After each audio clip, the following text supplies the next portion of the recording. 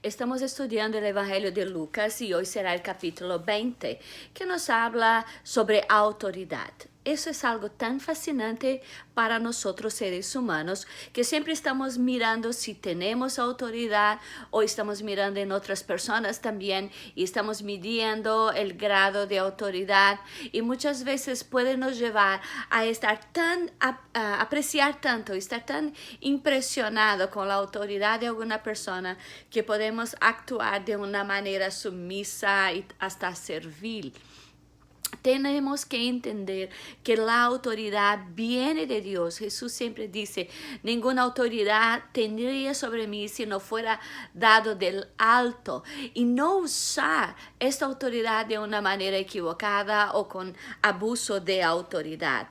Y entonces Jesús, después que pasó todas esas cosas en el capítulo 19, la última cosa que él hizo fue la purificación del templo. Y entonces en el capítulo 20 nos dice que sucedió un día que enseñando Jesús al pueblo en el templo y anunciando el evangelio es buenas nuevas. Jesús estaba trayendo las buenas nuevas para el pueblo, explicando la palabra de Dios para toda esta gente que llegaba hacia él con el corazón tan abierto.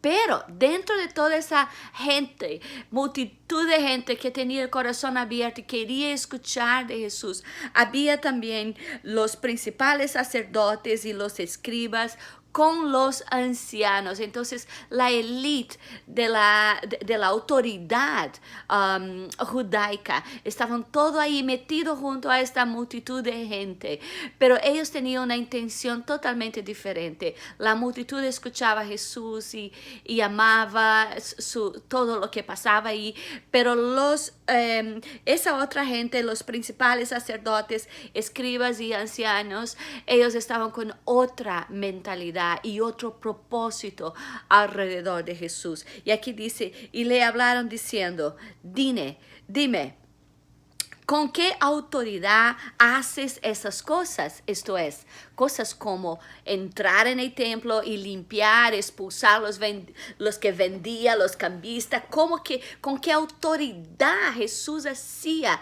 algo así? Ellos querían saber. Entonces Jesús, que conoce la mentalidad y la naturaleza humana, entonces le respondió con otra pregunta y dice, os haré yo también una pregunta. Respondedme, ¿el bautismo de Juan era del cielo o de los hombres? Entonces esta pregunta era muy obvia. Dependiendo de lo que ellos respondían, iba a determinar. Ellos entonces discutían entre sí diciendo, si decimos del cielo, dirá, ¿por qué pues no creíste? Y si decimos de los hombres, todo el pueblo nos apedreará porque están persuadidos que Juan era profeta. Entonces ellos no estaban preocupados con la verdad. ¿Qué era? ¿Era del cielo o era de los hombres? Ellos no estaban preocupados con la verdad. Ellos estaban preocupados con el sentido, con el impacto de la respuesta de ellos.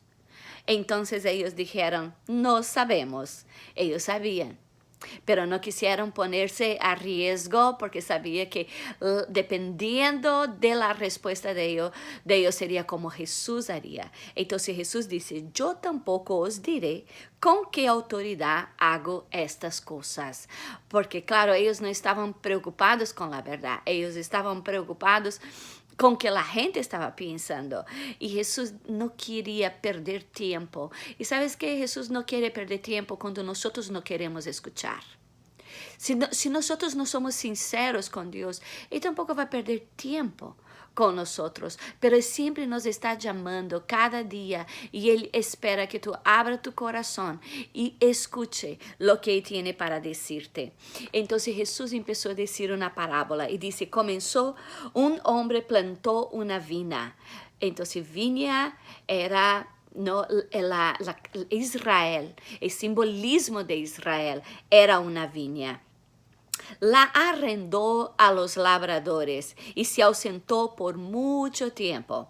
A su tiempo envió un siervo a los labradores para que desen el fruto de la viña.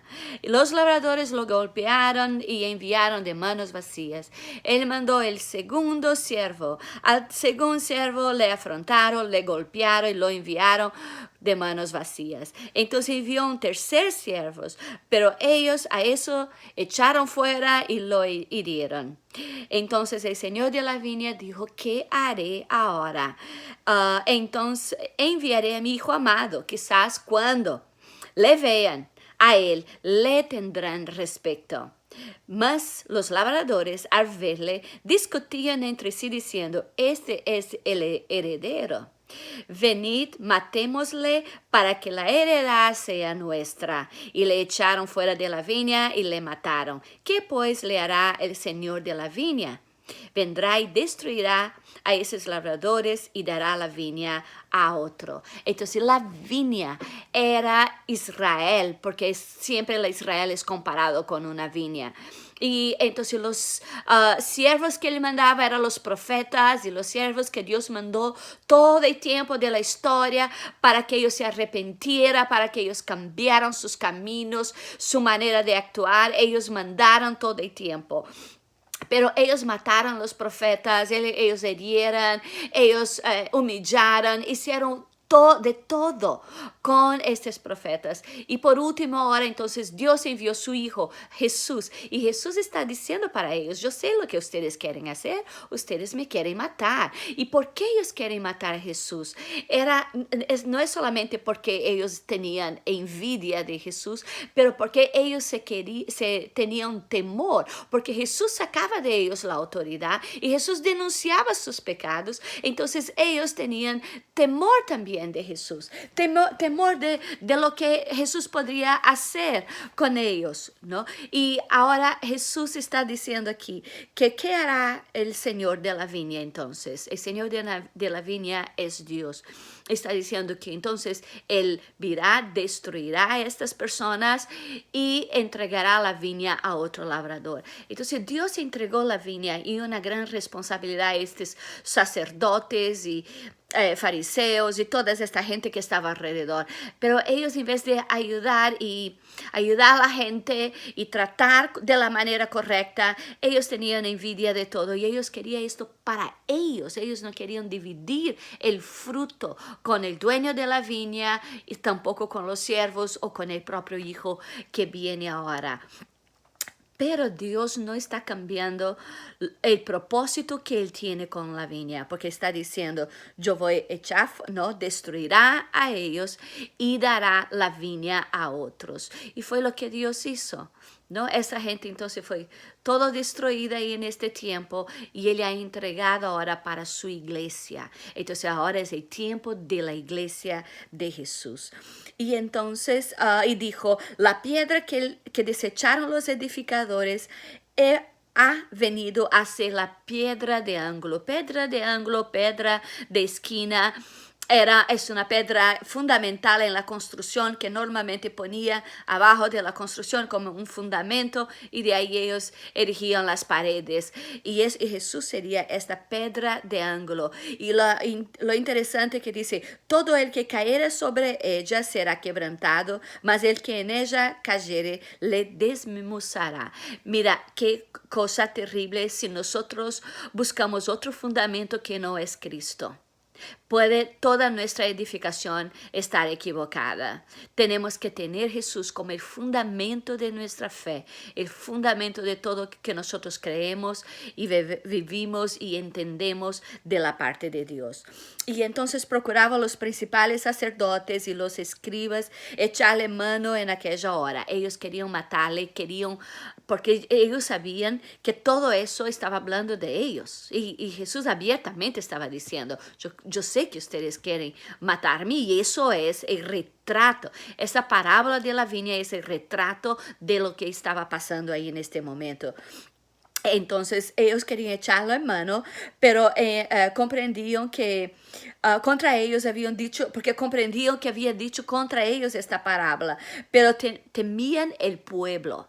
El pueblo todo era una multitud de gente que estaba escuchando a Jesús. Entonces ellos temían porque dependiendo de lo que hicieran, ellos tenían un problema ahí. Y acechándole, enviaron espías. Mira la capacidad maligna de esta gente. Envió espías que se les simulasen justos. Entonces, esta gente no era justa, pero se simulara como si fuera justo, a fin de sorprender en alguna palabra para entregarle al poder de las autoridades del gobernador. Entonces ellos sabían que Jesús iba a decir alguna cosa en contra al gobierno, a cualquier cosa para poder entregarle.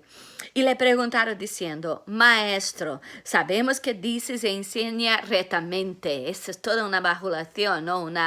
Tratando de poner en alto, pero en la verdad que ellos no creían en Jesús. Y que no haces acepción de persona, sino que enseñas el camino de Dios en verdad, lo que ellos no querían, porque si ellos creen que Jesús enseñaba el camino de la verdad, ellos deberían seguir este camino, pero estaba hablando de la boca para afuera.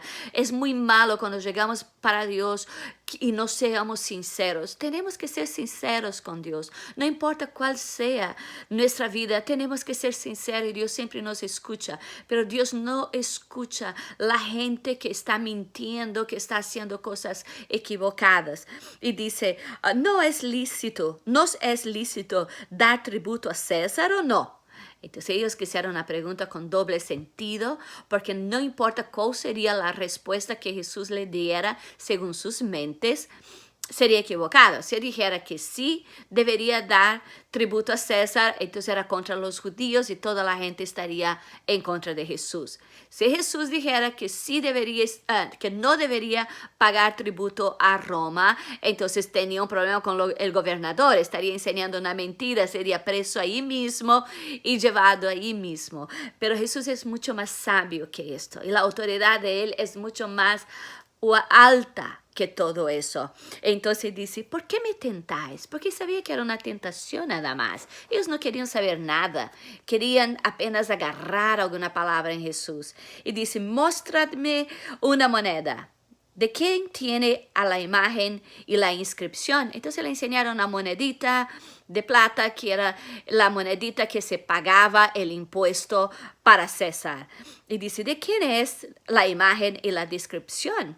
Entonces ellos dijeron: de César. Entonces les dijo: pues dad a César lo que es de César y a Dios lo que es de Dios. Entonces Jesús enseñó a ellos que nosotros tenemos deberes con el Estado y también deberes con Dios. Y tenemos que cumplir cada uno de esto. Vinieron todavía para probar a Jesús. Entonces llegó los saduceos, los cuales negan la resurrección, y le preguntaron. Los saduceos eran una clase aristócrata, era una clase bien rica, y del gobierno, tenía los sacerdotes a su favor. Y ellos no creían en la resurrección, como dice el Antiguo Testamento. Ellos también, los escritos de ellos no se quedaron nada.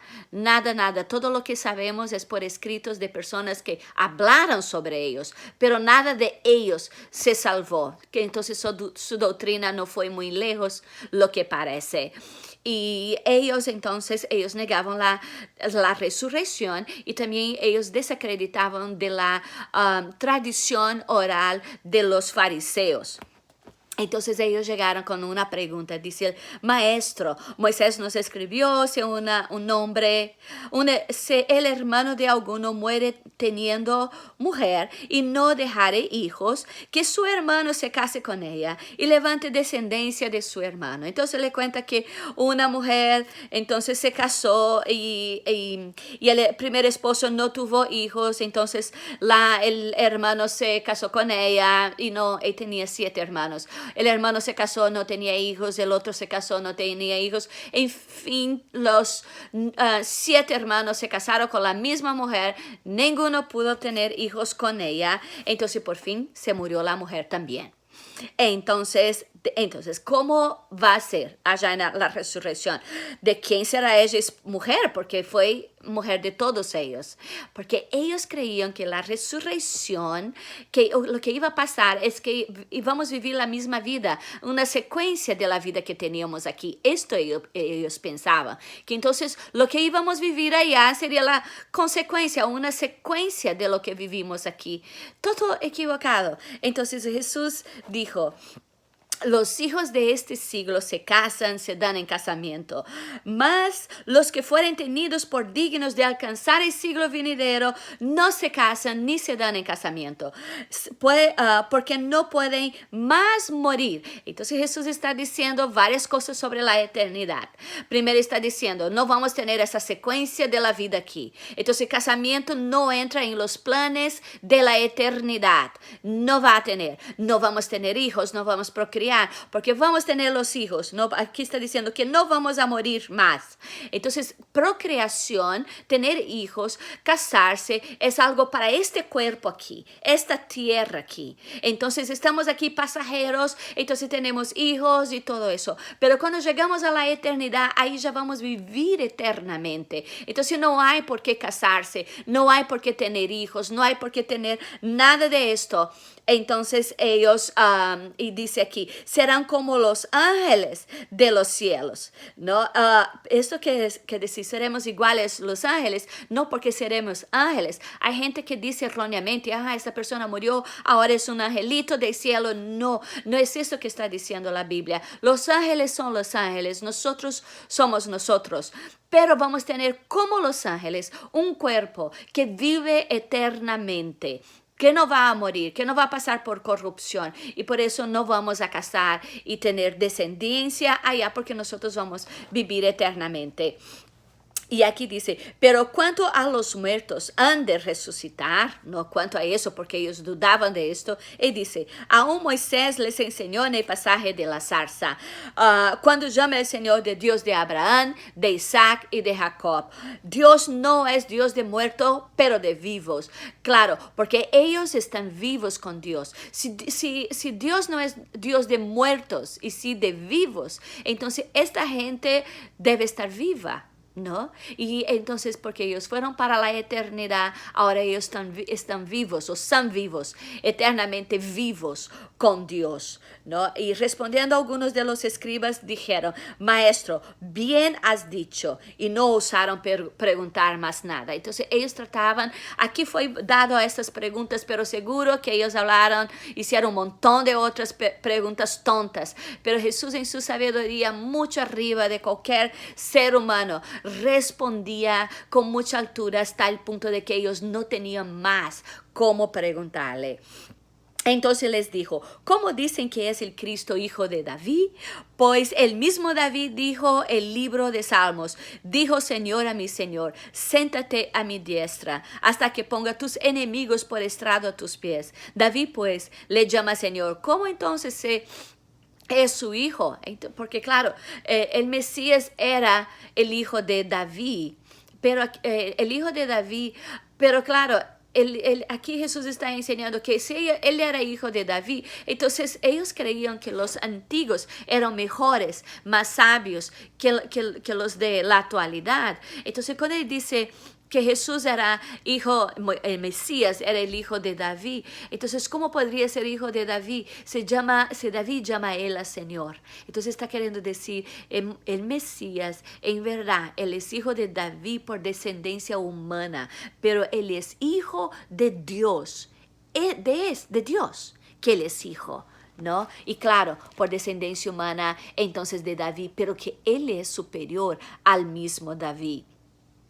Y entonces, oyendo todo el pueblo, dijo a sus discípulos, guardaos de los escribas, que gustan de andar con ropas largas, que aman las salutaciones en las plazas, y las primeras sillas en las sinagogas, y los primeros asientos en las cenas, que devoran las casas de las viudas, y por pretextos hacen largas oraciones. Estos recibirán mayor condenación. Hermanos, como Jesús nos advierte con respecto a esta autoridad y el cuidado que debemos tener. Estos eran líderes religiosos que se enseñoraban del pueblo, y hasta hoy en la iglesia de Cristo hay muchos siervos, líderes que se empoderan de las personas, que están enseñando cosas equivocadas y que se sienten dueños, como estos líderes de Israel, sacerdotes y los fariseos, todos líderes del pueblo que se sentían que eran dueños de la religión,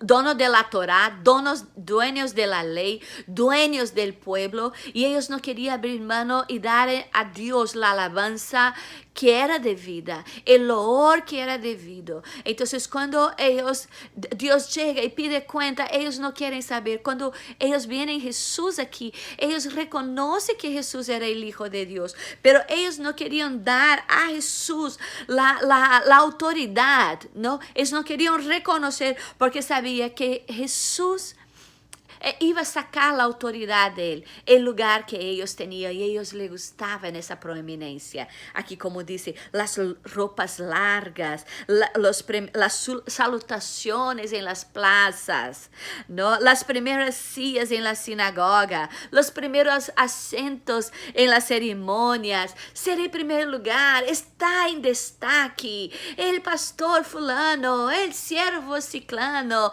y siempre estamos viendo esta gente tan poderosa y está sacando el lugar de Dios en medio de la iglesia de Dios y sacando la gloria de Dios en el corazón del ser humano. Y hermanos, nosotros tenemos que no ser simples, suficiente para ir atrás de esta gente, pero tenemos que entender que hay un Dios en el cielo y de Él viene toda la autoridad, y es solamente a Él que debemos prestar cuenta, es solamente a Él que debemos adorar. Tenemos que poner todas las cosas en el lugar correcto, porque para eso Dios nos ha llamado.